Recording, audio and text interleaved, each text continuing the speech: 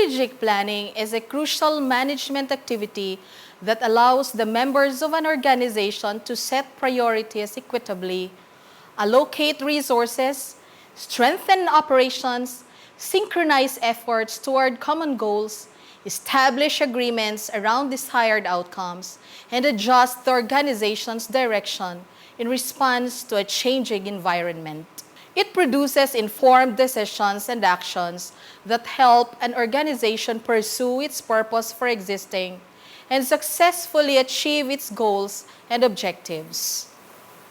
For this reason, West Visayas State University continually conducts organizational planning reviews and workshops. In fact, in as early as November 2014, the university embarked on a strategic planning in 3 phases: pre-planning, planning, and finalization of plans.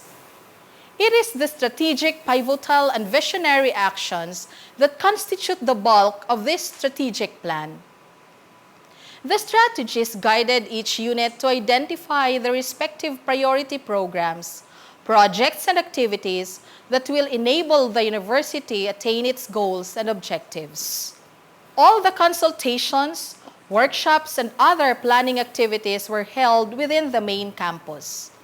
The key participants included the university president, vice presidents, directors, deans, and heads of the different colleges, offices, and units, with the Office of the Vice President for Academic Affairs as the organizer. The planning process usually starts at the department or unit level. Issues, problems, developments, and opportunities, as well as accomplishments, are discussed during faculty or staff meetings, which are scheduled as often as needed. At the college and university level, major cross-cutting issues are raised for appropriate actions. Urgent issues and those that can be easily remedied are immediately addressed at the lowest level. Those that require time and huge resources are usually elevated to the next higher levels and discussed during the strategic planning sessions. The West Visayas State University Strategic Plan 2016 to 2020 was implemented as stated unless there are changes that are strongly justified. All key players are expected to cooperate and perform their respective roles either as proponents, supervisor, approving authority, consultants, or administrative staff.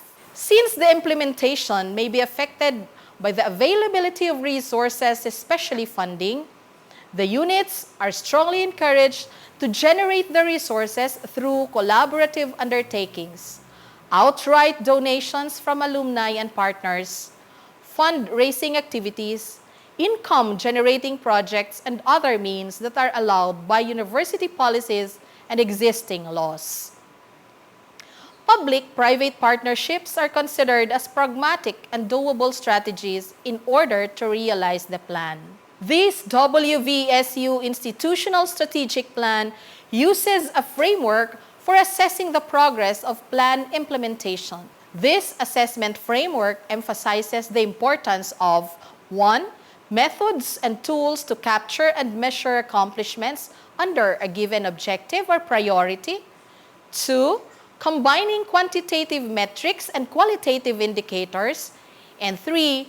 Minimizing staff time devoted to such measurements. The procedures and instruments for assessment are already existent, but for new means may be required due to changes in government reporting systems, technological advancements, demands of funding agencies, and other factors. For the time being, the metrics and qualitative assessments shall be gathered through the following means. Annual Performance Review. All PPAs identified in the WVSU Strategic Plan 2016-2020, whether new or ongoing, will be monitored and evaluated annually.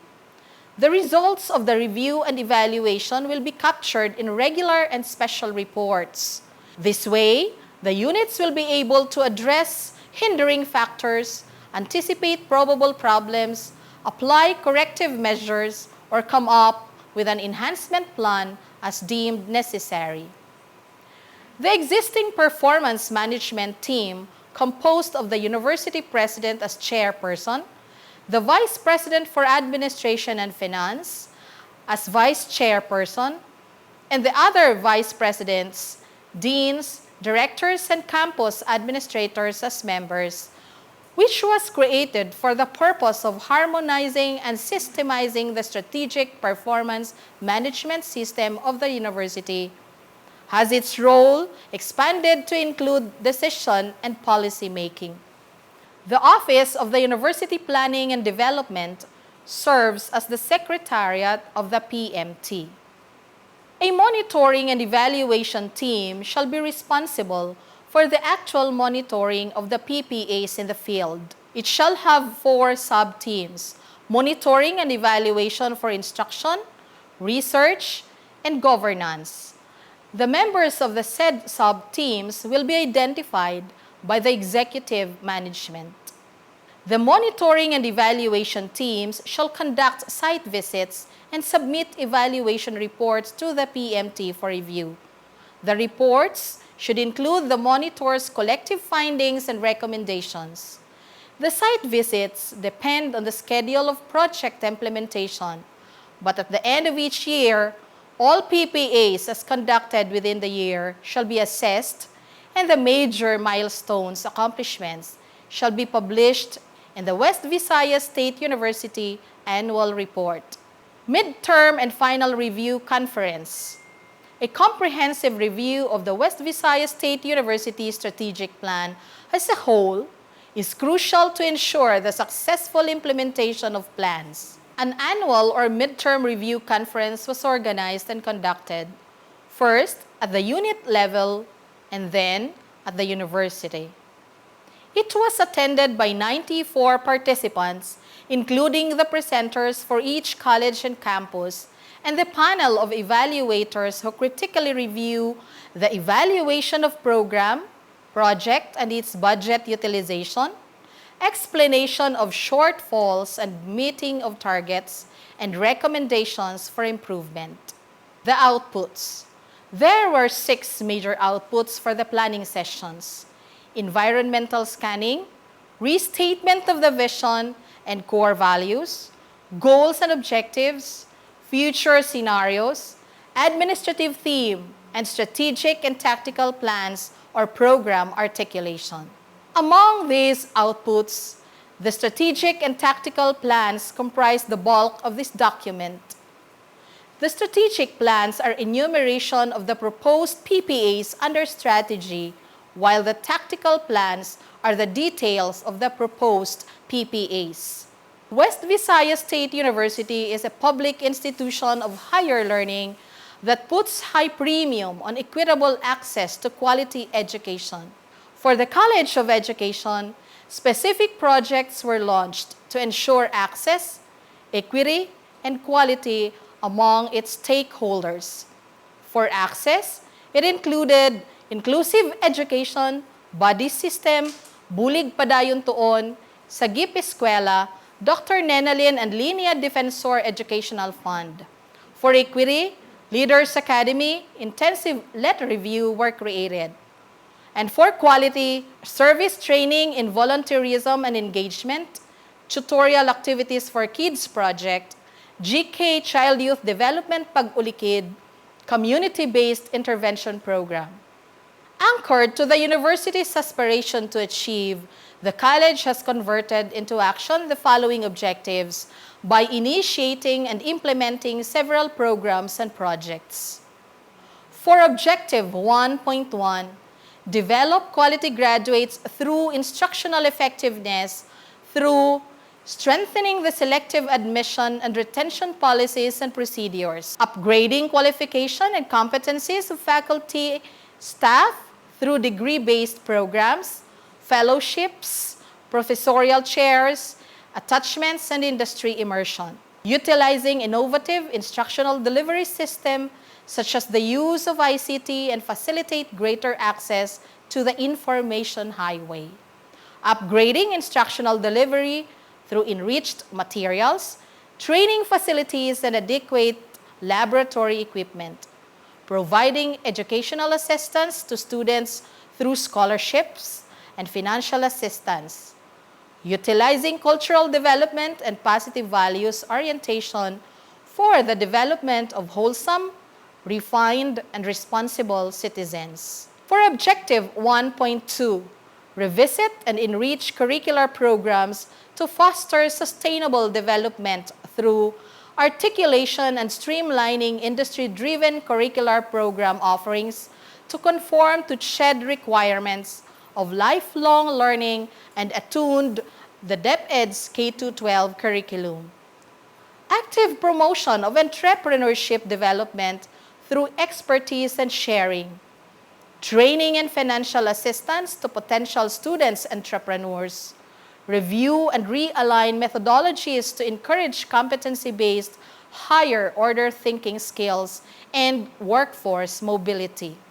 Objective 2.1, continuously hone research capability, promote innovation and institutionalize intellectual property protection, utilization and commercialization through intensifying the conduct of research studies, both institutional and in consortia, collaboration with other organizations, and publish or utilize outputs.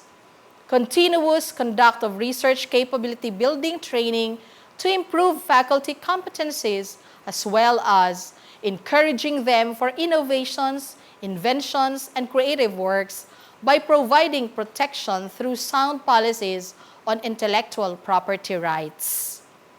For Objective 3.1, package appropriate extension activities and facilitate transfer of mature technologies to enhance productivity and to ensure sustainable community development through conduction of lifelong learning education and training programs to the barangay in collaboration with the local leaders. For Objective 4.1, improve productivity through efficient utilization of resources, sound fiscal management, and resources generation by seeking external funding through linkages and networking to obtain donations, trust and endowments for scholarship, research, extension and training activities, and expanding production activities and income-generating activities.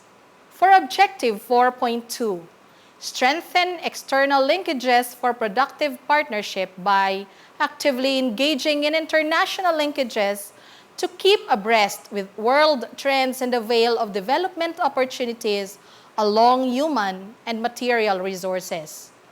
Revitalizing and expanding linkages with government organizations, non-government organizations, local government units, and other organizations for resource sharing, mutual cooperation partnerships, and beneficial undertakings.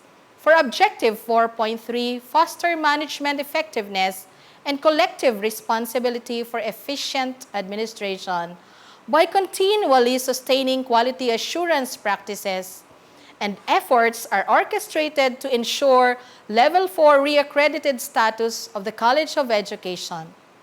Consolidating the best practices from within and outside the university for possible adoption and sharing with other teacher education institutions.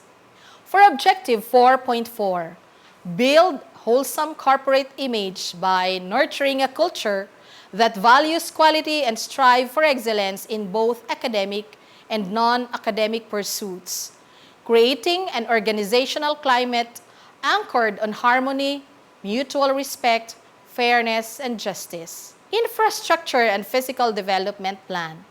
The university's goals relevant to the MDP focus on the main campus as an attractive, accessible, and functional environment for learning, for cultural engagement, and recreational hub for students, faculty, staff, alumni, and the community.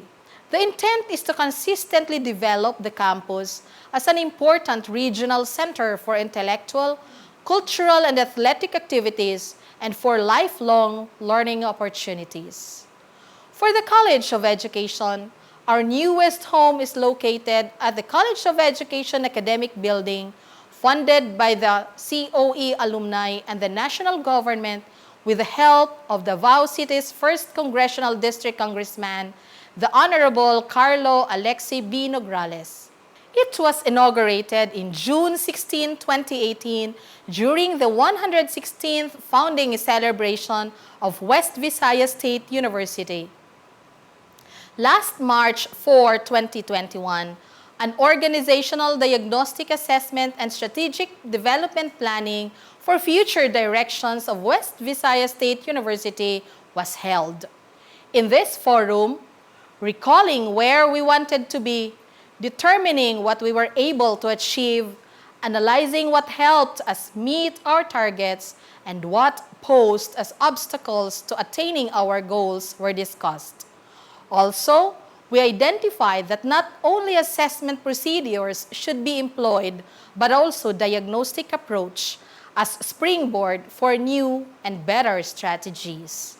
The final product of this terminal report was the creation of the West Visayas State University Strategic Development Plan Matrix for 2021 to 2025, which contains the following details: strategies, projects, and activities to be undertaken during the plan period, targets for accomplishments and performance indicators, units responsible for the attainments of the work targets, the proposed timeline, and the projected financial requirements to realize the achievement of the stated goals, objectives, and targets. With all these, the College of Education continues to shine in instruction, research, and extension. With its achievements in the previous years up to the present, it still holds its banner high as the center of excellence in teacher education.